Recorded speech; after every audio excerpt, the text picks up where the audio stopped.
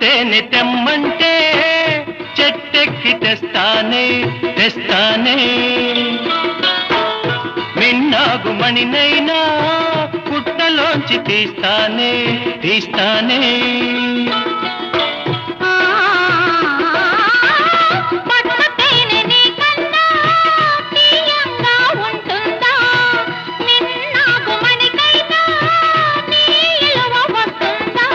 అంతేనా అంతేనా అవును అంతేనా